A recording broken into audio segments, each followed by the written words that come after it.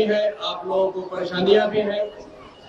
इन तमाम परेशानियों को उठा करके जिन गुरु है, यथार्थ में गुरु है, यह बात इस धरती पर पहली बार आई है, उनसे मैं निवेदन करूंगा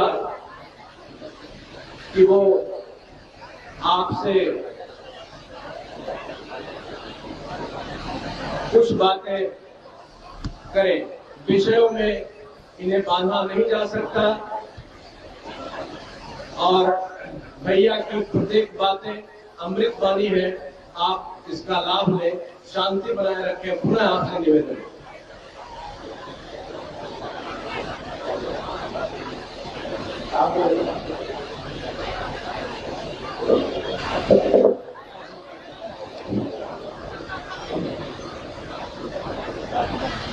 भोजपुर में इस हरियर क्षेत्र के पावन मैदान में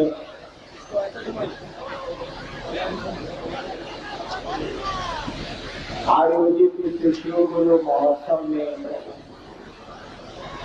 इस शिव गुरु चर्चा में मुझको पहली बार आने का सौभाग्य मिला है।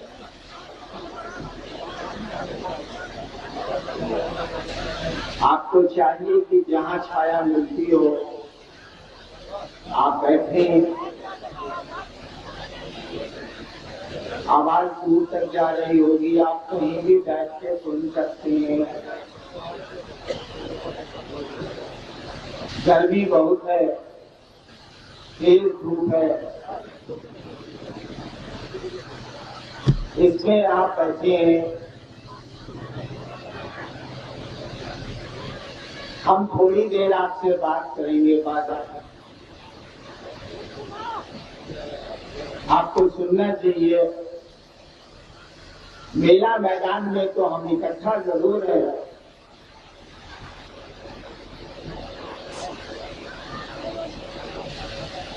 लेकिन हम आप अपने में तो बिल्कुल अकेले हैं। दुनिया भी एक मेला है, लेकिन इस दुनिया में आज तो इंसान बिल्कुल अकेला हो गया है।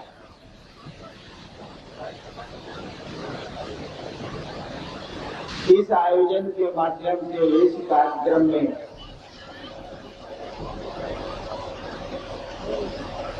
इस मंच से हम आपको ये कहना चाहते हैं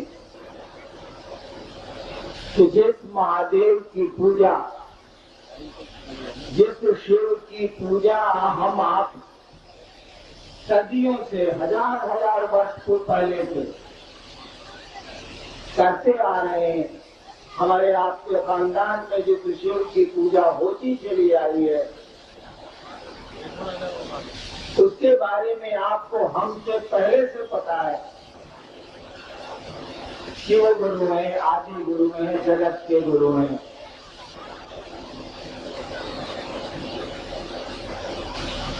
इस आयोजन के माध्यम से हम जो कहना चाहते हैं कि शिव गुरु हैं, हम आप उनके शिष्य हो सकते हैं। यह बात हमारी और आपकी नहीं है, बड़ी पुरानी है। हमारे शास्त्र, हमारी किताबें, हमारे साधु, हमारे घर के बुजुर्ग, बूढ़े पुराने लोग, सबको ये बात पहले से मालूम है कि महादेव गुरु हैं, शिव जगत गुरु हैं, गुरुओं के गुरु हैं, आदि गुरु हैं, सबसे बड़े गुरु हैं। ये खबर पहले से। यह कार्यक्रम इसलिए हो रहा है, कर लिया, कोई खोज कर लिए नहीं, ऐसा नहीं है। बड़ी पुरानी बात है, लोगों को हमसे आपसे पहले से मालूम है कि शिव गुरु है, लेकिन मालूम हो जाने से क्या हो जाएगा। आपको मालूम है कि ये विद्यालय बड़ा बढ़िया विद्यालय है, जहाँ बड़ी अच्छी पढ़ाई होगी। बच्चे को नहीं भेजिएगा पढ़ने के लिए तो बच्चे में तो ज्ञान नहीं उतरेगा। आपके पांव में दर्द है, आपको पता है कि मुफ्त इलाज सरकारी अस्पतालों में होता है और ठीक होता है, आप इलाज ही नहीं कराइएगा तो पांव का दर्द कैसे ठीक हो जाएगा? मालूम तो है कि अस्पताल बड़ा बढ़िया है सोनपुर में या अन्य जगह। ठीक उसी तरह से ये मालूम तो हमको आपको पहले से है, ये पता तो हमको आपको पहले से है कि शिव गुरु, ये भी पता है जगत के गुरु है। जगत गुरु शब्द का अर्थ होता है कि वो पूरे संसार का गुरु है। शिव को विश्व गुरु कहा जाता है, महागुरु कहा जाता है। जगत गुरु का मानी है जगत में एक एक आदमी को ये हक है कि उस शिव को अपना गुरु बना सके। जगत गुरु शब्द का ही मानी होता है, जैसे मुखिया शब्द का मानी क्या होता है? किसी को कहिए कि ये मुखिया जी हैं तो लोग क्या समझेंगे कि गांव के हैं कि पंचायत के हैं? भैया मुखिया पंचायत में होते हैं, गांव में तो मुखिया का पद ही नहीं होता। ठीक उसी तरह से जगत गुरु का मानी क्या होगा? जगत गुरु का मानी है कि ये संसार का गुरु है, और संसार में कोई आदमी रहता है, वो किसी जाति का हो, किसी धर्म का हो, किसी जगह का हो, अमीर हो गरीब हो, किसी प्रकार का वो आदमी हो, उसको ये हक है, उसको ये अधिकार है कि वो उस शिव को अपना गुरु बना सके, वो क्योंकि वो जगत का गुरु है। और जगत गुरु की कुर्सी पर बैठी हुई सत्ता, जगत गुरु की कुर्सी पर जो बैठा हुआ है उसको ये अधिकार नहीं है, ये हक नहीं है कि वो किसी एक आदमी को भी कह दे कि हम तुम्हारे गुरु नहीं बनेंगे। अगर वो कह देगा तो फिर वो जगत का गुरु नहीं रहेगा। तब कहा जाएगा ये जगत गुरु है लेकिन ये वो कौम है, ना कह दे। जगत गुरु अगर कह दे किसी एक आदमी को, किसी को, वो अफ्रीका में रहता हो, समुद्र में रहता हो, आदमी खाता हो, जो करता हो वो, अगर जगत गुरु शिव कह दे कि तू आदमी खाता है, अफ्रीकन है, तू जंगलों में रहता है, मैं तेरा गुरु नहीं बनूंगा, तो साधु और शास्त्र उस दिन से कहने लगेंगे शिव जगत गुरु है -1, जगत गुरु है जरूर लेकिन एक आदमी के छोड़ कर। ऐसा नहीं कहा गया, कहा गया कि वो जगत के गुरु है, विश्व गुरु है, महान गुरु है, गुरुओं के गुरु है वो।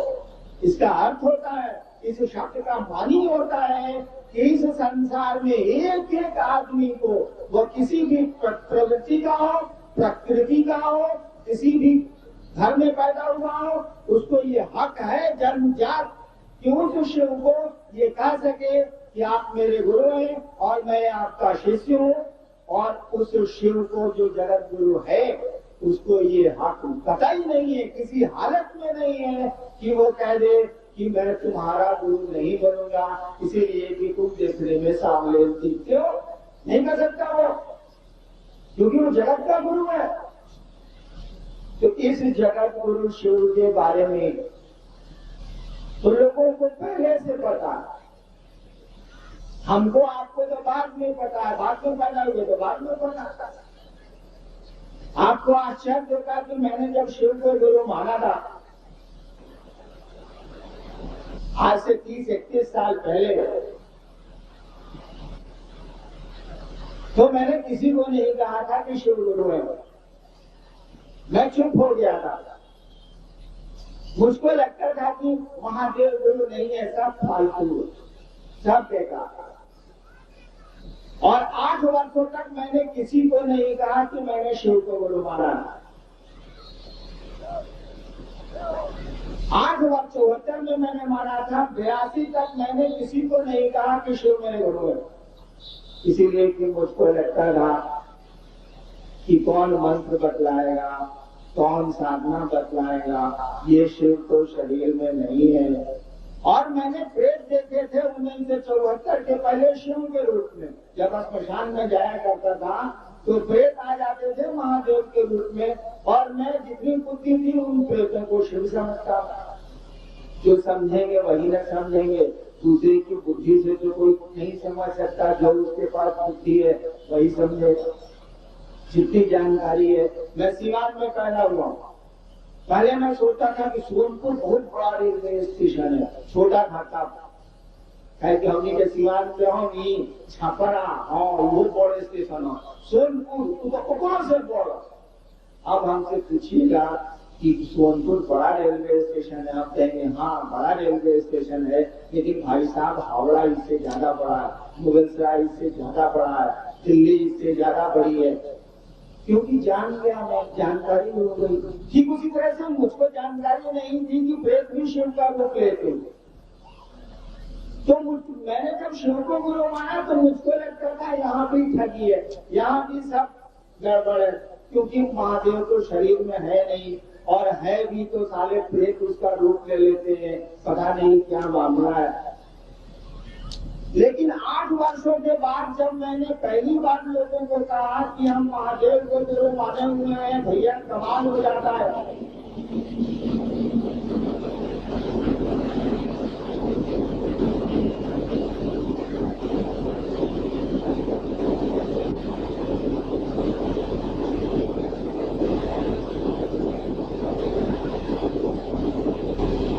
तो लोगों ने मुझसे कहा कि हाकिम हम जानते हैं कि शिव गुरु। उन दिनों में मधेपुरा में मैं स्टेट होके गया था 82 में,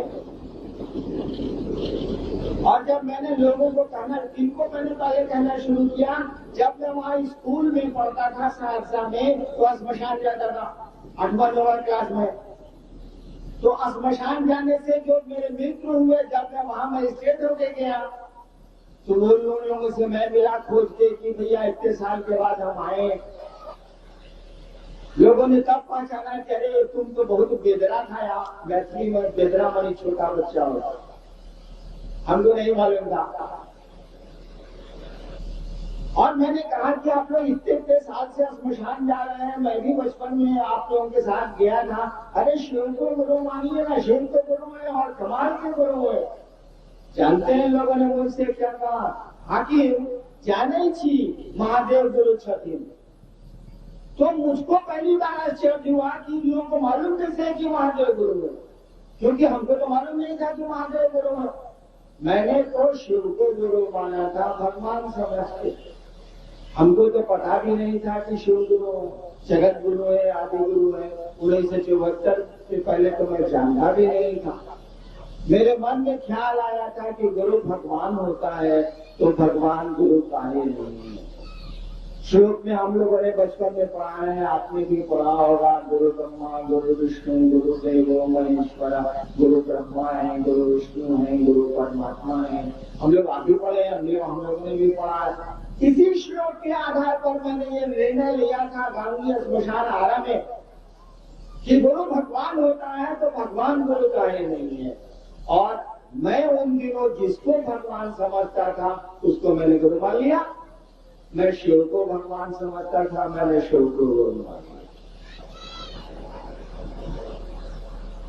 शिव को मैं भगवान क्यों समझता था, इसकी कोई व्याख्या उस समय मेरे पास नहीं थी। सुन रखा था, लोगों से सुना था, मान लिया। लोग हमारे घर में लोग कहते थे कि ईश्वर का नाम शिव है, शिव का नाम ईश्वर है। इसी आधार पर मैंने शिव को गुरु मान लिया। हमको ये पता नहीं था, मुझको ये जानकारी नहीं थी कि महादेव गुरु है। जब 8 वर्षों के बाद मधेपुरा में अपने स्मशान के साथी लोगों को कई वर्षों के बाद मैंने कहा कि हे महादेव गुरु है और कमाल के गुरु है, तब उन लोगों ने कहा कि हाकिम जाने छी महादेव गुरु छथिन। तब मैंने किताबें उल्टी, मधेपुरा के लोगों से हमने सीखा कि किस किताब में लिखा है कि शिव गुरु है। अब तो मैं भी बता सकता हूँ कि किस किताब में कहा लिखा कि शिव गुरु है। तो जो आदमी पूरी दुनिया में इस बात को लेके चला है कि लोगों को शिव गुरु से जोड़ेंगे, आपको आश्चर्य होगा कि उस आदमी ने शिव को जब गुरु माना, उस आदमी को ये पता नहीं था कि महादेव गुरु है। यही नहीं पता था तो ये कहां से पता होगा कि वो जगत के गुरु है, आदि गुरु है, गुराधिपति है, जब यही नहीं पता था कि वो गुरु है। मैंने क्यों कहा कि शिव गुरु है, आप शिव को गुरु मानिए 8 वर्षों के बाद। सवाल तो मेरे पास भी मन में थे जो आपके और लोगों के मन में उठते हैं कि महादेव तो शरीर में नहीं है, कहाँ से मंत्र देगा, कैसे साधना बतलाएगा, कैसे शिष्य को ज्ञान देगा, कैसे आपको आध्यात्म के पथ पर दुनिया के रास्ते पे ठीक सही सही ले चलेगा। लेकिन वो ले चलता है, ये हमारे आपके अनुभव बतलाएंगे, आपको बतलाते हैं, वो बताता है। लेकिन जरा सा भी सोचिएगा तो आपको लगेगा कि शिव मंदिरों में तो शिव नहीं बैठा है, कहीं शरीर में तो वो कोई देवता आपको हमको उपलब्ध नहीं है आज। फिर भी हम अपनी मनौतियां मांगते हैं, अपनी कामनाएं रखते हैं, अपनी इच्छाएं उनको कहते हैं, अपने दुख उनको कहते हैं। कहीं न कहीं उसका निदान होता है, कहीं न कहीं उससे छुटकारा मिलता है। तभी तो इतनी मंदिरों में भीड़ है। लोग अभी भी हाथ जोड़ के कम से कम एक ही मिनट हो भगवान को, देवता को प्रणाम कर लेते हैं रोज। कुछ न कुछ मिलता है उसको जरूर। यदि इंसान बड़ी तेज है, उसको नहीं मिलेगा तो ससुराल जाएगा नहीं वहां। तो जो देवता आपको सुख दे सकता है, जो महादेव आपको संतान, संपत्ति और सम्मान दिला सकता है, दे सकता है, सोचिए तो जरा ज्ञान नहीं दे सकता? दे सकता है। कौन सी चीज है जो हमको आपको इस दुनिया में ले आई है और अब ले दी जाएगी? कोई तो नहीं दिख रहा। एक दिन मैं छोटा सा था, अब बूढ़ा हो गया हूं, अब ससुरा हरिंद्रायण मर दी जाएगा। कौन मार रहा है? कौन छोटे से हरिंद्रायण को बड़ा कर रहा है? बड़ा करके मार देगा। मर जाना होगा एक दिन, कोई तो नहीं दिख रहा है, वो तो सब कुछ है। ठीक इसी तरह से वही ईश्वर जब गुरु होता है, जिसकी इच्छा से पूरी की पूरी सृष्टि चल रही है, जिसकी इच्छा से हम आप और ये जगत है, वही जब गुरु होता है ना, तो मात्र उसकी इच्छा से जीव में, जन्म जन्म में, एक एक व्यक्ति में ज्ञान उतरता है, शिव भाव उतरता है और व्यक्ति शिव की ओर चलने लगता है, उसका मन बड़ा होने लगता है। हमने कहा नहीं कि मेले के मैदान में हम तो जरूर है, लेकिन सोचिए तो जरा बिल्कुल तनाव हो चुके हैं, बिल्कुल अकेले हो चुके हैं, कोई अपना हम लोगों को दिखता ही नहीं है। एक लाचारी है अपना बन जाने की, अपना दिख जाने की। भीतर से सोचिए तो आपको लगता है कि कोई आपका अपना है। खाली खाली मन है, खाली खाली दे रहा, उदास है मन, चिंतित है मन, परेशान है मन, कोई सहारा नहीं हो गया है। तो भीड़ में है तो मेले में। बिना गुरु के तो किसी पूजा का कोई अर्थ ही नहीं। गुरु ही बताएंगे ना आपको कि शिव पर बेलपत्र चढ़ेगा तो क्या होगा, और जल चढ़ेगा तो क्या होगा। किसी देवता की पूजा करेंगे कैसे आप, तभी तो उसके परिणाम आएंगे। अभी क्या परिणाम आ रहे हैं बताइए तो ना। इतनी तो हम लोग पूजा कर रहे हैं और दिल से टूट गए हैं, मन से टूट गए हैं, जात धर्म में भटक गए हैं, कहीं कोई शांति नहीं है, कहीं कोई प्रेम नहीं है। क्या हो गया इंसान को, क्या हो गया हमको आपको? ऐसा तो नहीं है। वो शिव जो तस्वीरों में दिखता है वो तो सांपों को गले लगाता है। तस्वीर देखिए तो महादेव की, शिव के, उन पता नहीं वो क्या सच है क्या झूठ है, मैं नहीं जानता, लेकिन तस्वीरें तो बोलती है कि इसके दरबार में, इसके घर में तो बाघ और बैल दोनों साथ साथ जीते।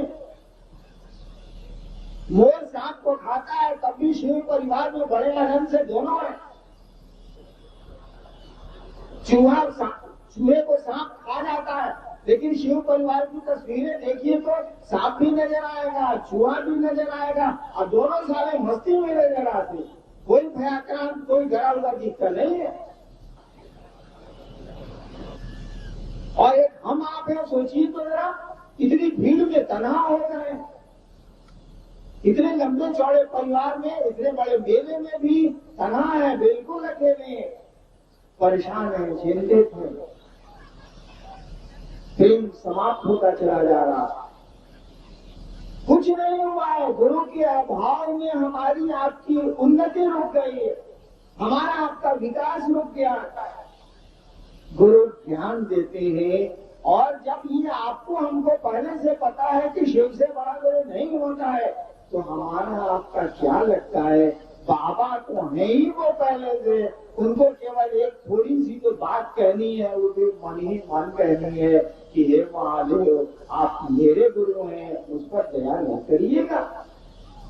देख लेना है कि दया करता है कि नहीं करता है, देख लेना है कि शिव को गुरु मानने के बाद मन शांत होता है कि नहीं होता है, परेशानियां कम होती है कि नहीं होती है, उदासी कम होती है कि नहीं होती है। क्या लगता है आपका कौन सा वक्त जाया होता?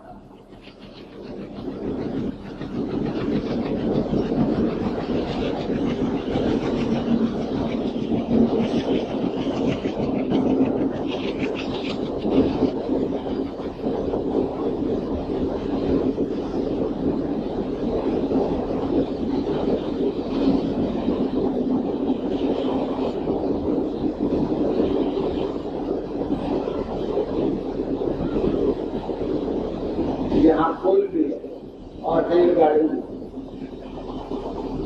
पुल भी है, रेलगाड़ी भी। दुष्यंत कुमार की पंक्ति बार बार मुझको याद आ रही है, तुम रेल से गुजरती हो, मैं पुल साफ करता रहता हूँ।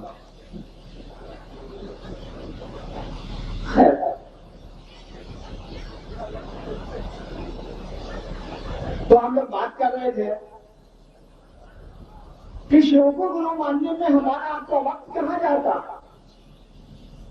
रात को सोने चले जाइए, बिस्तर पर सोने के पहले चादर तान दीजिए और मन ही मन चादर के भीतर कुछ शिव को याद करिए। अगर तस्वीरों को नहीं मानते हैं तो शून्य में अपने मन को ले जाइए और यह बात मन ही मन प्रेषित करिए, तो अपने विचार में लाइए तो कि हे महादेव, चाहे जो बुलाओ से, हे शिव, जो शब्द आपको ठीक लगता हो, आप मेरे गुरु हैं, हम पर दया कर सकते। क्या लगता है आपका इसमें? सुबह उठे, नींद खुलिए, याद करिए महादेव को, मन को ले जाइए उनके पांव के पास और यही बात फिर कहिए उनको कि सुनिए सरकार, आप मेरे गुरु हैं, हम पर दया नहीं करिए। समझ लीजिए बिना ज्ञान के कोई चीज बेमानी है, कोई अर्थ नहीं रखती है। आप ही सोचिए ना, छोटे से बच्चे थे आप, मेला में सोनपुर में आते होंगे आप, तो माँ बाबू जी को कहते होंगे चाबी वाला हमारा के खिलौना छीन दो। अभी आप मेले में आइए तो जरा, मैं कहता हूँ चलिए भाई साहब आपको मैं प्लास्टिक वाली चाबी वाली गाड़ी खरीद देता हूँ, एक शर्म क्या करेंगे गड़िया। देखिए ज्ञान उतर गया आपको। जब छोटे थे तो प्लास्टिक की चाबी वाली गाड़ी के लिए हंगामा मचाया था आपने इसी सोनपुर के मेले में। आज जब आप आते हैं तो प्लास्टिक के खिलौना नहीं खरीदते हैं, आपके बच्चे भले शोर करते हो उसके लिए, आपको तो ज्ञान उतरते। आप समझ गए कि प्लास्टिक की चाबी वाली गाड़ी की जिंदगी में कोई उपयोगिता नहीं है, हम क्या करेंगे, इसको खिलौना नहीं है। ठीक उसी तरह से जब ज्ञान उतरेगा तो जिंदगी की बहुत सारी चीजें आपको लगेंगी कि तो खिलौना बेकार है। इसी के लिए इतना हंगामा बड़ा रखा था हम लोगों ने, इसी के लिए इतना शोर किया था हम लोगों ने। मात्र ज्ञान का अंतर है। मैं छोटा था तो एक दार्जिलिंग में अपने एक सीटी के लिए पिताजी की दार्जिलिंग यात्रा में कोहराम मचा के मैंने रख दिया था, वो थोड़ा बना। अब तो हाँ सीटी के लिए शोर करता हूँ, नहीं करता। समझ में आ गई बात की सीटी बजाने से जिंदगी नहीं चलती है वाली बात। छोटा था तो सीटी हो जाता था। ठीक उसी तरह से जब ज्ञान उतरेगा तो जिंदगी की छोटी छोटी चीजें तो हम पर आपका असर ही नहीं डालेंगी। बचपन में प्लास्टिक का खिलौना नहीं मिलने पर असर तो पड़ जाता था, अब कोई असर नहीं होता। गुरु जब ज्ञान देगा और सही गुरु जब मिल जाएंगे आपको, तो गुरु की जिम्मेवारी है कि अपने शिष्य को अपने जैसा बनाए। वो गुरु पद का एक काम होता है, तो मन से शिव को गुरु मानिए या बेमन से मानिए, कोई अंतर नहीं आता। मैंने तो आपको कहा कि मैंने शिव को बेमन से गुरु माना था, ये सोच के माना था कि कहीं कुछ नहीं है, सारा फालतू है। क्योंकि मैं 8वें क्लास से श्मशान जाता था और शिव को गुरु माना मैंने 13 साल के बाद 13 साल तक मुझको श्मशान में लग गया कि सब फालतू है, कहीं कुछ नहीं है। तो शिव को भी मैंने गुरु माना, तब भी यही मेरे मन में था कि सब फालतू है, कहीं कुछ नहीं है। जिस तरह से बच्चे बेमन से स्कूल जाते हैं, लेकिन मास्टर साहब तो पढ़ाते हैं कि नहीं पढ़ाते। आप अपने बच्चे को भेजते हैं स्कूल, वो बेमन से जाता, दूसरे दिन कहेगा कि मम्मी मेरा माथा दुखा रहा, हम स्कूल नहीं जाएंगे। आप समझते हैं कि सजरा का माथा नहीं दुखा रहा है, स्कूल नहीं जाना चाह रहा है। भेजते हैं कि नहीं भेजते हैं आप? और मास्टर को देखिए, वो पढ़ाता है कि नहीं पढ़ाता, पढ़ा लेता है। एक दिन उसको उसके लायक बना देता है वो, जिस काम के लिए स्कूल में आपने भेजा है। ठीक उसी तरह से आध्यात्मिक गुरु भी होता है। आप श्रद्धा दीजिए या मत दीजिए महादेव गुरु को, कोई अंतर नहीं आता। श्रद्धा दीजिए तो भी ठीक, मेरी तरह अश्रद्धा दीजिए तो भी ठीक, कोई अंतर नहीं आता। स्कूल में जाते रहिएगा तब ना मास्टर साहब पढ़ाएंगे। बेमन से जाइए स्कूल, मास्टर अगर ठीक है तो आपको पढ़ा देगा। तभी माँ शिक्षक के यहाँ विद्यालय में हम लोग अपने बच्चों को भेजते, जानते हैं कि ससुराल तो पढ़ना नहीं चाहता है, मास्टर साहब के पास बुद्धि है, वो फुसला के डरा के पढ़ाइए लेंगे। हम लोग स्कूल में थे, मामूली बदमाश थे, ऐसा ही गौर सीमान छपरा, सीधा करने का हो रहा था आदमी, मामूली बदमाश थे हम लोग। लेकिन शिक्षक ने पढ़ाया कि नहीं पढ़ाया? पहली बार में डिप्टी कलेक्टर हुआ, IPS में आया, पढ़ाया उसने। वो अपनी जिम्मेवारी समझता है तो पढ़ाएगा वो। ठीक उसी तरह से जो गुरु सही होता है वो अपनी जिम्मेवारी समझता है। केवल उस गुरु से आपको हमको जुड़ने की जरूरत है, उसके साथ लगे रहने की जरूरत है। शिव को गुरु मानने की लाचारी में आप हो या श्रद्धा में हो, दोनों के परिणाम आ जाएंगे। लाचार, जैसे मैंने शिव को गुरु माना था, लाचारी में कहा जाता मैं। 13 साल श्मशान साधने के बाद बचपन से कोई उपाय मेरे पास नहीं था, मैंने भगवान को गुरु मान लिया। भगवान में शिव को समझता था, मैंने शिव को गुरु मान लिया और ये सोच के माना कि सारा कहीं कुछ नहीं, सब फालतू। परिणाम उतरे की नहीं होते। मेरे साथ लाचारी थी, मैं शिव गुरु को छोड़ के जाता था। वो बहुत सारे गुरुओं के साथ तो रह चुका था मैं, अघोरियों के साथ रहा था मैं। लाचारी में शिव को गुरु माने रखा। मेरी एक आदत है कि मैं लाचारी में करूं या मन से करूं, जो काम करूंगा बड़ी ठीक से करूंगा। तो शिव को गुरु माने हुए था, तो शिव गुरु से लगातार झंझट नहीं करता। मैं तो ऐसे झंझट किया हूं महादेव से ना कि आप सुनेंगे तो मुझको मारेंगे, मैं बोल नहीं सकता। लोग मंदिरों में जूता पहन के खोल के जाते हैं, मैं दोपहर में जाता है जूता मोजा पहन के कि सचुआ पूछो तो होगा, तो पूछो तो करेगा जी। जब देखते थे कोई आदमी नहीं मंदिर में है, जूता पहन के जाते थे, एकदम शिवलिंग के पास चले जाते थे। पूछो चार होगा तो सचुआ पूछो तो हमको कर देगा। सोचिए, न जानने की ख्वाहिश ये थी कि कल करेंगे, उल्टा करेंगे, कुछ तो होगा। और जब कुछ नहीं मिला तो मैं बैठ के रोता था, साला बर्बाद हो गया हम, इसे बढ़िया पढ़ाई लिखाई करते। बाप उतना बड़ा अफसर है और बाप भी बिगड़ा हुआ है, पूरा घर बिगड़ा हुआ है, और यो लिखो करते सारा जिंदगी भर सजा कर मकान सारे ऐसा साधु चक्कर में सब बर्बाद हो गया। लाचारी में शिव गुरु से जुड़ा रहा और 1 साल के बाद परिणाम उतरना शुरू किए। शुरू हुआ परिणाम उतरना, उतरता चला गया। और जानते हैं मैंने शिव को गुरु काहे के लिए माना था?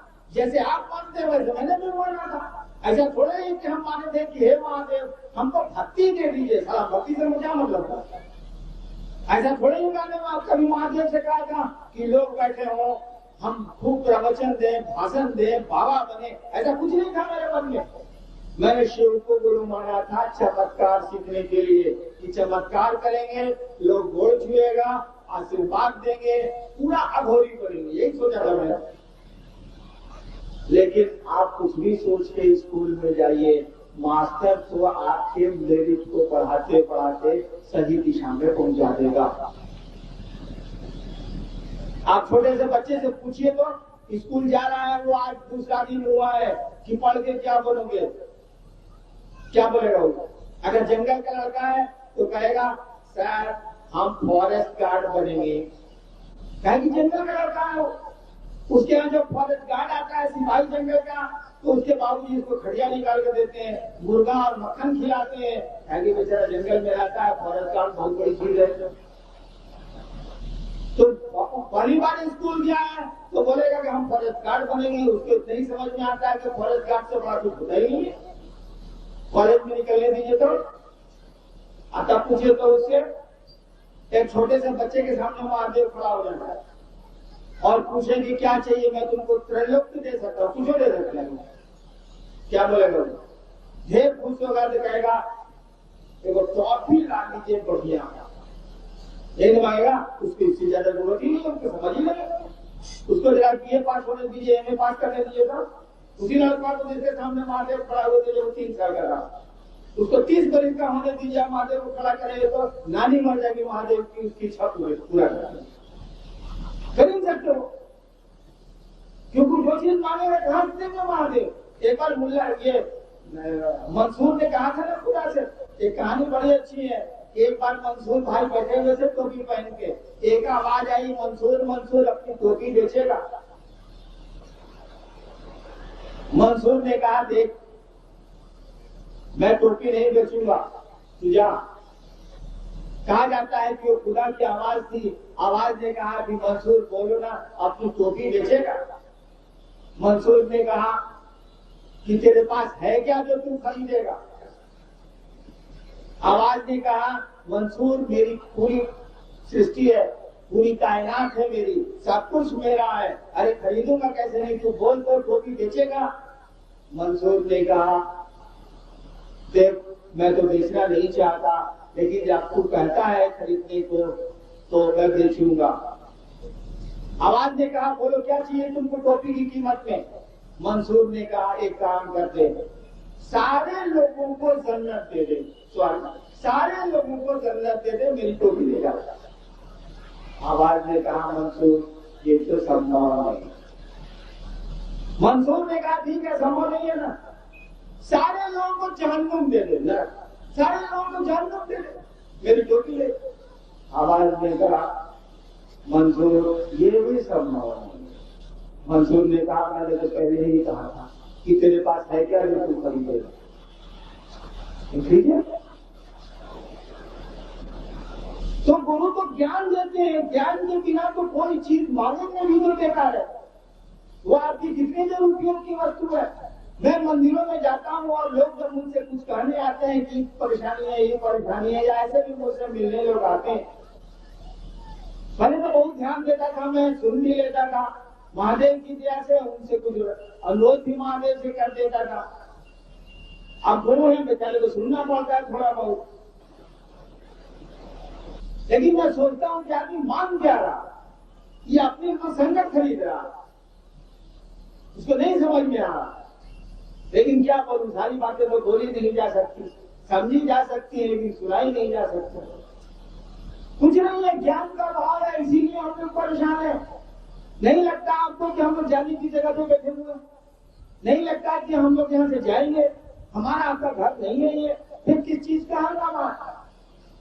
नहीं आपको समझ में आता है कि एक कुर्सी के अलावा 2 कुर्ते एक साथ नहीं पहने जा सकते, एक चप्पल के अलावा दूसरा चप्पल एक साथ नहीं पहना जा सकता, एक गाड़ी में चलने के बाद दूसरी गाड़ी पर एक साथ नहीं चढ़ा जा सकता, 2 रोटी 3 रोटी से ज्यादा भोजन नहीं किया जा सकता, फिर क्या हंगामा, किस चीज का हंगामा, कितनी परेशानी। और भी जाने की जगह में किस चीज का जगह सोची हो जाए। ट्रेन में हम लोग चलते हैं, कोई लड़का है तो हम ही लोग कहते हैं भाई साहब रात भर की यात्रा है, पहला लड़ते हैं, एग्जॉस्ट कर जाइए ना, नहीं बोलते हैं अरे खसा के जाइए ना भाई साहब, बैठने दीजिए, रात भर का तो मामला छोड़ के सुबह को कर ही जाना। कितनी देर के लिए हम आपके यहाँ हैं जरा बताइए तो।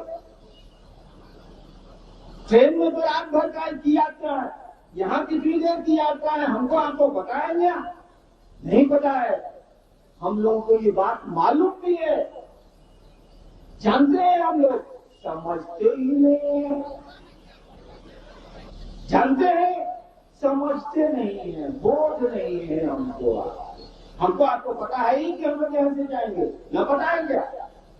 मेरी माँ गई, मेरे दादा गए, मेरे बाप भी अब जल्दी ही जाएंगे, मैं भी जाऊंगा, सब पता है हम लोगों को। समझ होती तो व्यवहार बदल जाता, मन शांत हो जाता। गुरु क्या करते हैं? गुरु का काम क्या है? मैंने आपको शुरू में कहा, गुरु ज्ञान देते हैं। ये ज्ञान क्या चीज है भाई साहब? बुद्ध को, भगवान बुद्ध को ज्ञान हुआ था। ये क्या है ज्ञान? हम सुनते हैं ना, सम्यक ज्ञान हुआ था गौतम बुद्ध को। गुरु ज्ञान देते हैं, सोचना ज्ञान है कौन चीज भाई? ज्ञान कुछ नहीं है, ज्ञान समझ है। जान लीजिए, मेरे गुरु ने मुझको यही सिखलाया है और सही सिखलाया है। महादेव गुरु जब होता है ना, और जब वो सिखलाता है ना, दुनिया की कोई ताकत उस बातों को नहीं काट सकती है। ज्ञान का हमारी समझ होता है और कुछ नहीं होता है। गुरु समझ देते हैं। ज्ञान और समझ में कोई अंतर नहीं है। पूरी की पूरी समझ आ जाए, इसका मानी ही हो गया पूरा का पूरा ध्यान उतर गया। समझ आ गई कि आप कौन है, समझ आ जाएगा कि समझ आ जाएगी कि खुदा क्या है। समझ में आ जाए कि ये दुनिया क्या है, हम क्या है, आप क्या है। यही है ज्ञान है। खुदा क्या है और क्या है ज्ञान? ज्ञान और समझ एक ही चीज है। ज्ञान को छोड़ दीजिए, समझ का इस्तेमाल करिए ना भाई साहब। बड़ी आसान शब्द है। ज्ञान शब्द जहां बोलिएगा हम लोगों को लगता है कोई फॉरेन आइटम। सर कुछ नहीं, समझ है। समझ है ना, किसी चीज को ज्ञान है। गुरु आपको समझ देते हैं, वही समझ आपका धरती पे काम करता है, वही समझ आपकी आसमान में काम करती है। एक ही समझ है जिसमें सब काम चलता है। और आसमान और धरती में बहुत का फर्क नहीं है। हम लोग इस धरती पर हैं, लेकिन जुड़े हैं आसमान से, जुड़े हैं अदृश्य सत्ता से। कोई लाता है हमको आपको, कोई ले जाता है हमको आपको। हम अपनी मर्जी से न आए, न अपनी मर्जी से यहाँ रह पाते हैं। हम लोग जाना पड़ता है।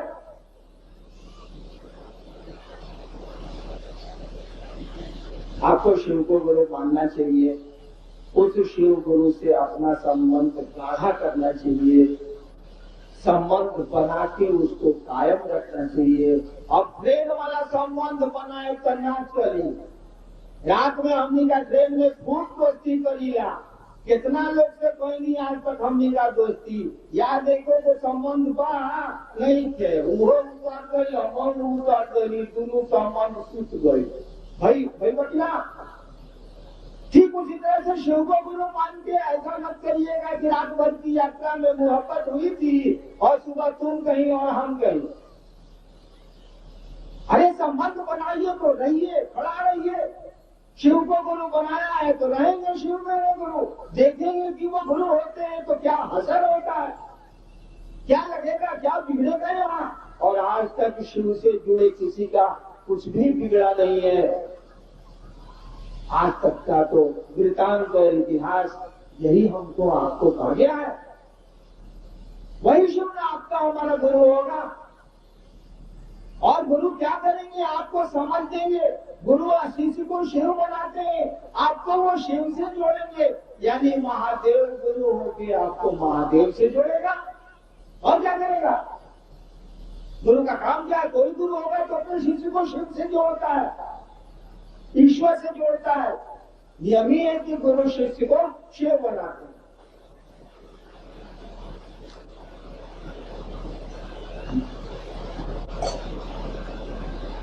तो गुरु शिष्य का संबंध जब आप बनाते हैं, कोई